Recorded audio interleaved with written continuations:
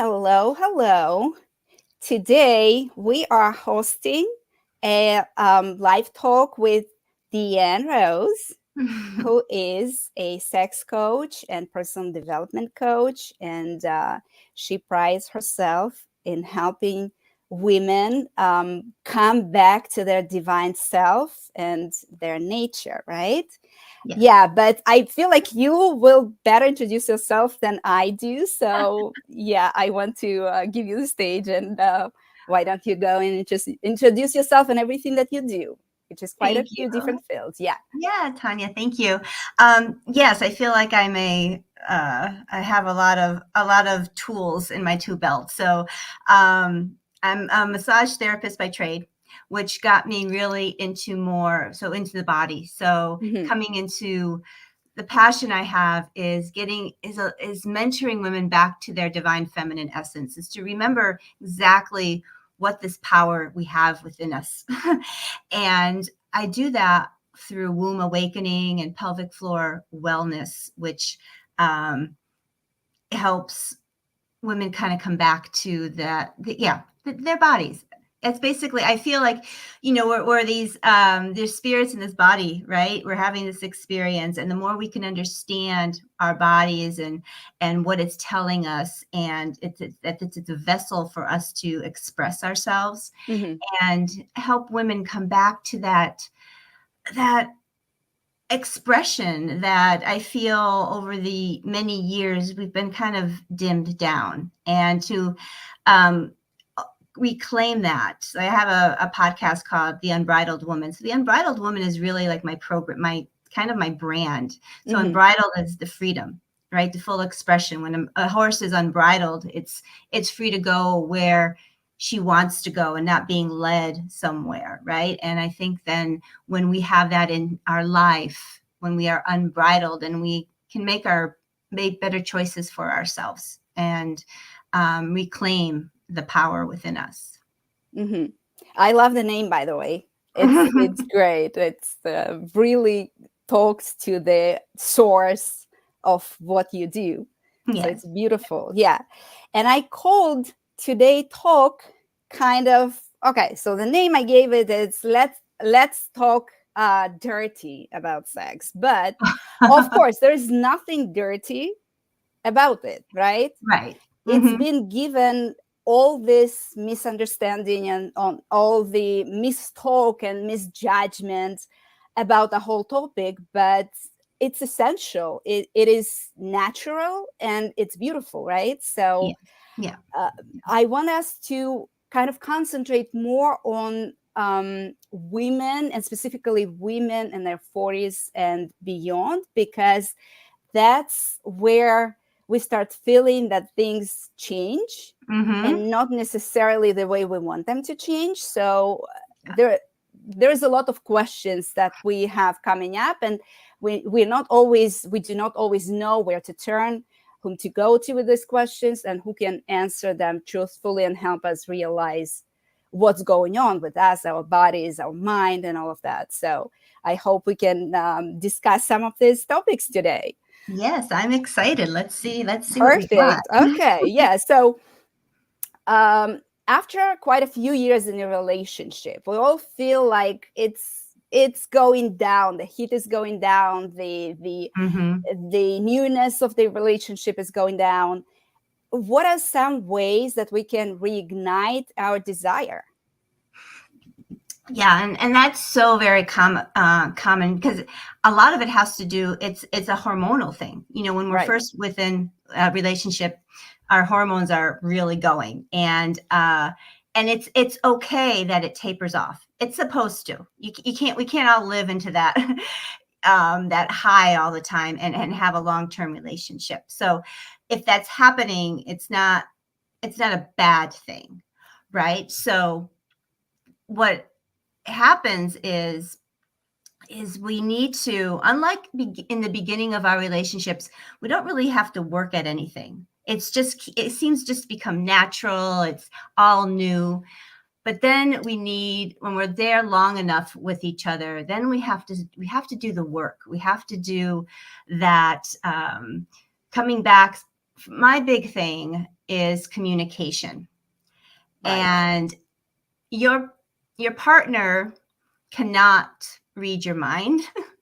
and and my experience is, in heterosexual, so that's where I can speak from, right? Mm-hmm. So um I remind women that, men are not your hairy girlfriend, right?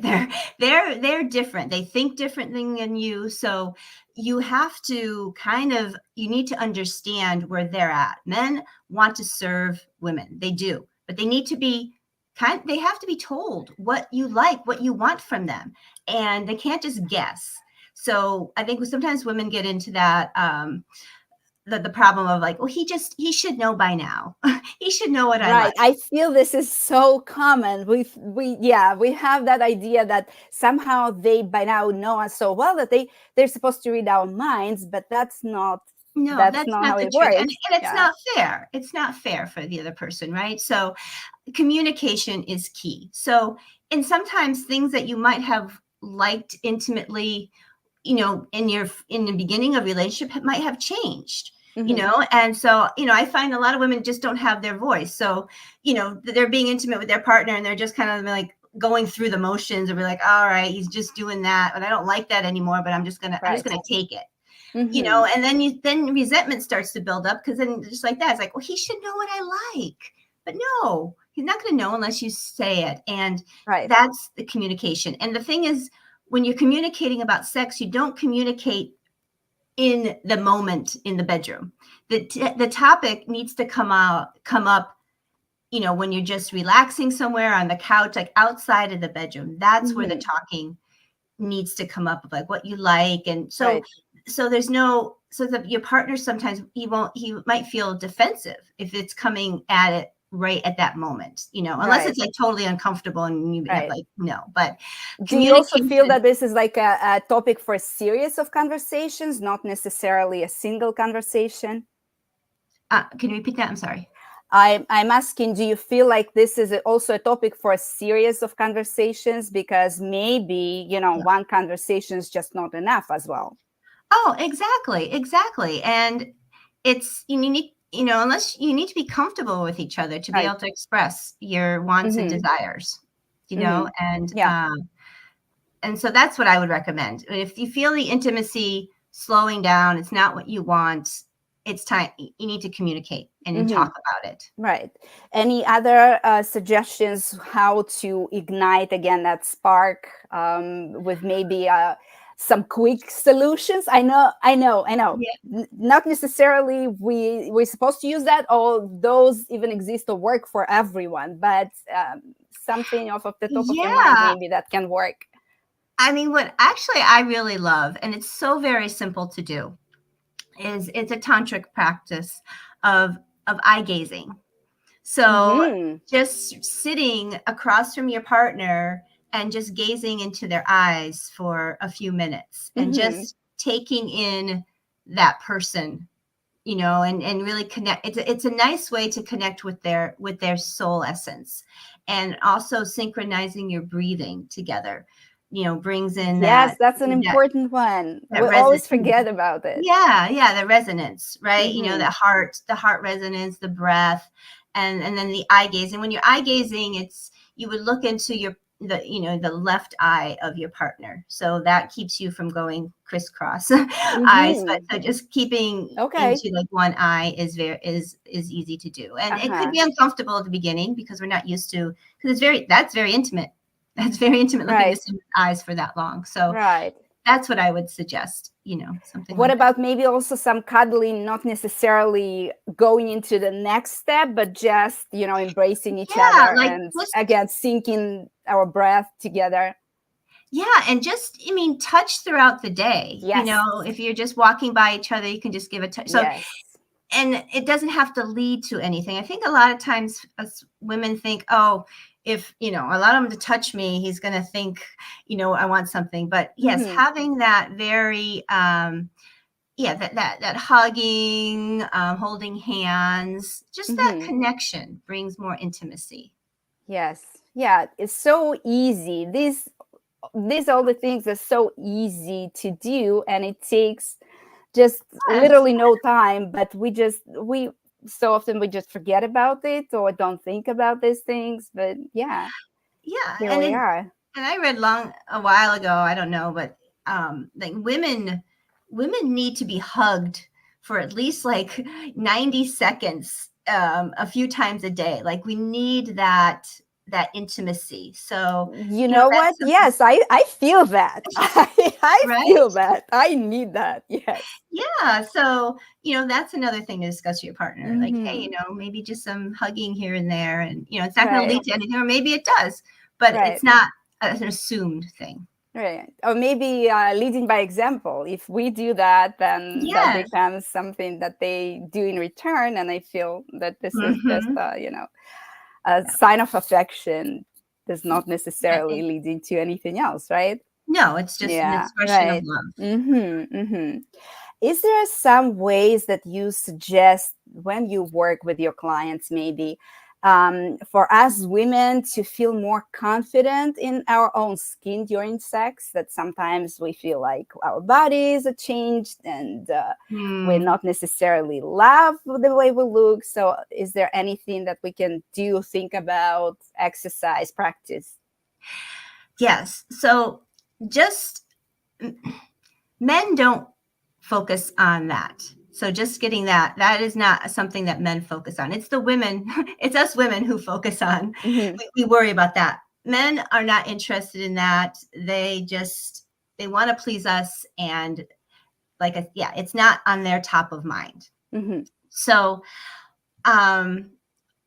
what I love, so it's women needing, it's coming into that self-love, that self-acceptance. And sometimes it comes to, and some suggestions that I do for my clients is just mirror work, right? Like standing in front of the mirror, and you can start off maybe in a bra and panties if it's too much to stand naked and looking at yourself. Just go slow and look at yourself and just say all the beautiful the things that you love about yourself. And really, and again, and also look into your eyes in the mirror too. Like, get intimate with yourself here, and see this beautiful goddess in front of you. And what do you love about her? Like, what is this? I mean, you are this goddess in this body, right? And what I do every day, as kind of like my whole ritual, is just going through my body, and I just say I love you, and I touch all the different parts of myself, just caressing, and I just say I love you. I say this is the body of the goddess, like bringing that energy. And when you can embody that as your truth, that saggy skin here, it's not going to bother you, because you have the body, you're embodying the goddess, and she's all beautiful and divine, and Right. that's who you are. And it takes a while, so it's kind of like, maybe fake it till you actually believe it. But the more that you look at yourself with your eyes of love, it'll change your experience in the bedroom. Mm-hmm. That's for sure. That's a practice. Yes, if we start practicing that, it's a good Mhm. exercise. I feel like, yeah, I've never done that, but it sounds really great. Something that can work. Yeah. Yeah, and then it helps you get out of your head, and getting out of your head when you're in the bedroom is coming back to your breath. So just like in life, coming back to your breath brings you to the present moment, get you out of your head. The same thing as when you Hmm. are being intimate. I love that. Thank you. And okay, so we touched on all the ways to discuss and educate our partners about what have changed, what we want, if something our perspective changed, if our wants and likes changed. And you suggested to talk about it outside the bedroom and prior to that. But in that moment, is there also something, some ways to lead them um, safely and to talk to them openly during sex about something that we want or not necessarily do not necessarily want that day? Yeah, yeah, How and how it's to lead that conversation in the moment? yeah, and it's all in the wording. So it's, being very mindful of your words. Again, you don't want to shame anybody or make them defensive. Of So, course. you don't want to be like, oh, stop that. I don't like that. You can just, calmly say, you know, I would love for you to try this today. Mm-hmm. I was reading about this, or I've been practicing this on my own and I really like it. Right. Mm-hmm. So this I feel would give me more pleasure than what I thought I used to like, so, and then guiding them or explaining like what to do if that's Mm-hmm. what you Mm-hmm. choose, but it's all in the wording, and just make it about you, not them. Like, this is for my pleasure, this is what I want to try, Right. are you open to trying this with me? So I listened carefully and I picked up two things. First of all, I really loved how you worded it, and it may be a great trick to do. So to say that we read about there somewhere about certain things or want to try, and also to ask if they are okay with that. I feel that this is important to get their agreement, their permission to go where we want to go, and not necessarily Yes, I assume mean, that it's especially if it's, okay yeah, for us to something ask. that you've never done before. Hmm. You just can't assume that they're all for that. Right. That's great. Um, can you suggest any maybe of your favorite ways again to spice that space in a bedroom prior to having sex? Like what? Of course, everyone is talking about candles and great smells. Are there any additional things that we maybe do not think about that but they exist and we can try them? Yeah. Well, like I said, I mean, you can do the eye gazing. You also can do. There's different meditations you can find out that e- sitting with your partner. Some tantra meditations. You can kind of start that. Mm. I mean, creating that sacred space, right? So that's where the candles, but it's Mhm. intentional, right? So, again, this could be a conversation with your partner, like, what would you like to add to our sacred space? Do flowers matter to you, or like what kind of smells do you like? Mhm. Sometimes for women, sometimes if we take a bath, that helps us to relax, Mhm. and make us feel, fresh and clean, and that would help. Again, different kind of music, the lighting in the room. Yeah, I mean, men are very visual, and that's why the lingerie is is a big thing out there. So it's just sometimes wearing something that you may like, I don't know about this, but it could spice up something, right? Right. I mean, that's offhand that I can think of that are simple things to do, but I think it comes back to just intentional creating the ritual space, and maybe there's a different blanket that you put on the bed or something, maybe you change out the I light love that. bulbs or something, Right.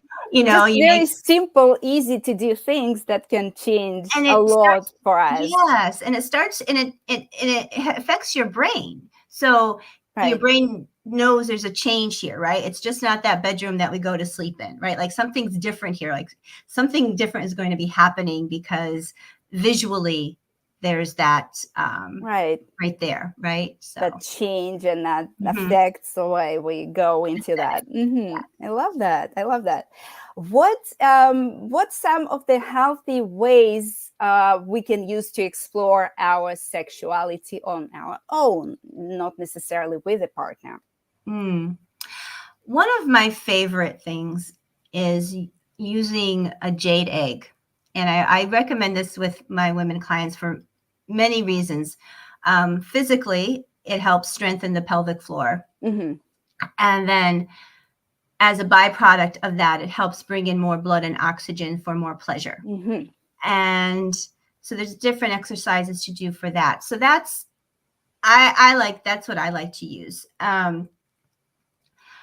Vibrators, they have to be careful with vibrators because they could start to desensitize the clitoris. Like the more you use it, the longer it'll take the clitoris to become aroused. And if you think about, I mean, a vibrator is much stronger than a man's finger. So, like the different, feeling and frequency, Right. right? So, if your body's trained too much with the vibrator, then it's going to take a long time for that man to, stimulate your clitoris enough for it to have an orgasm, a clitoral orgasm.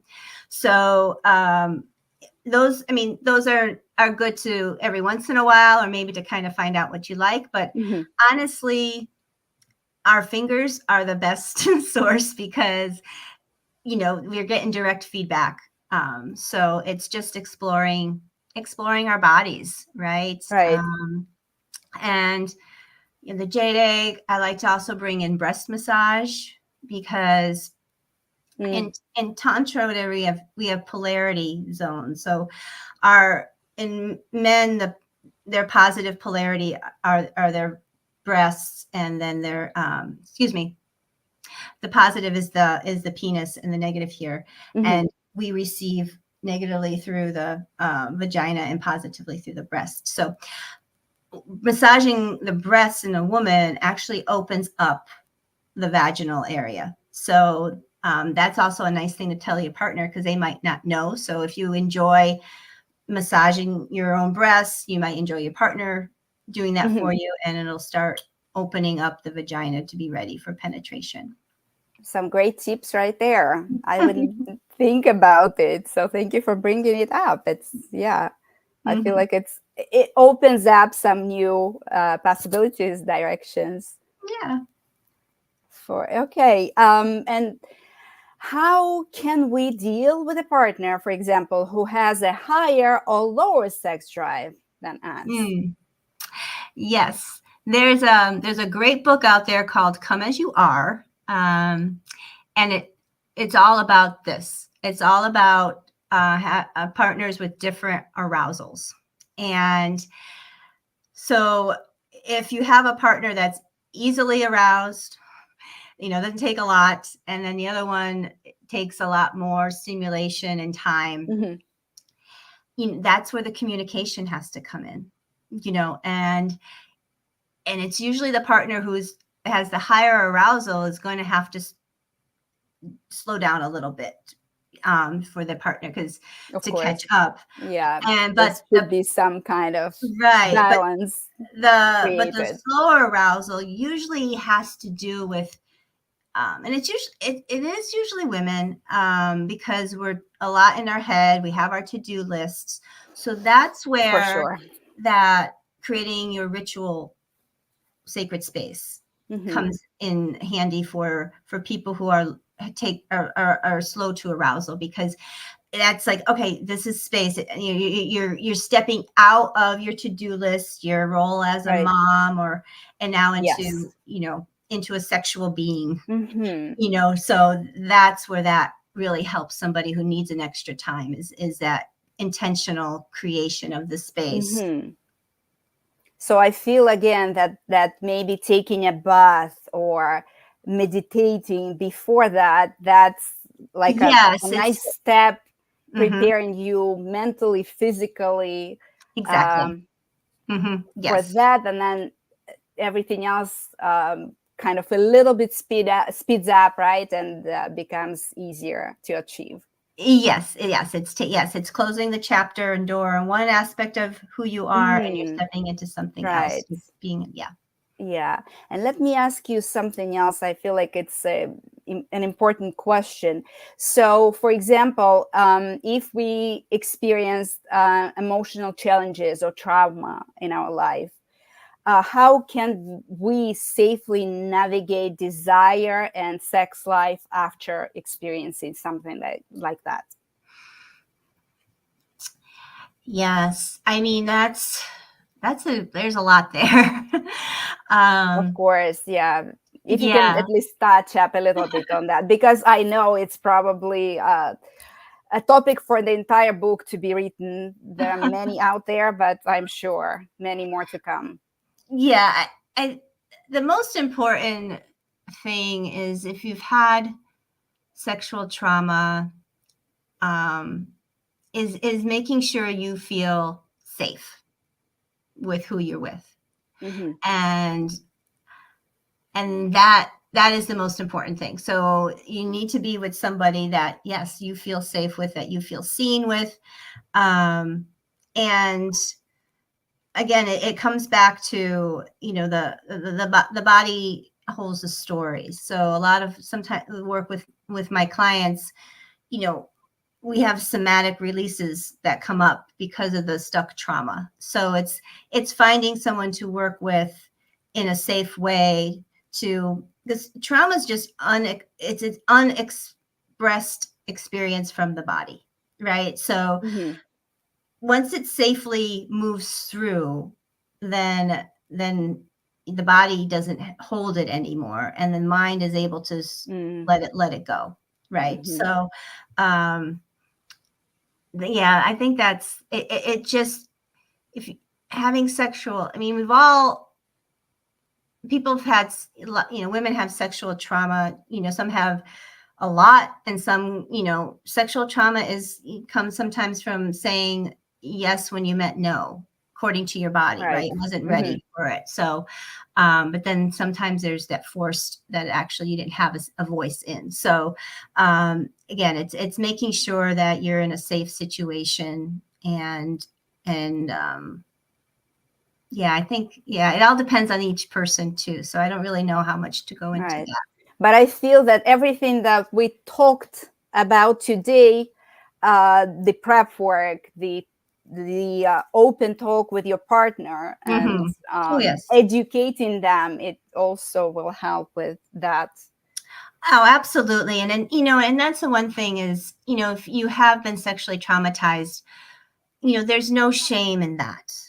You were a victim in that. And there's just coming to that is like, it wasn't your fault. Right. And for you to move on healthy sexually, yes, you need to communicate this with your partner, because they need to know.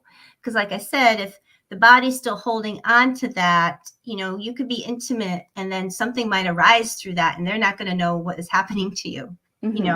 Yes. So just telling, preparing them that this is what happened to me, this is what I experienced, and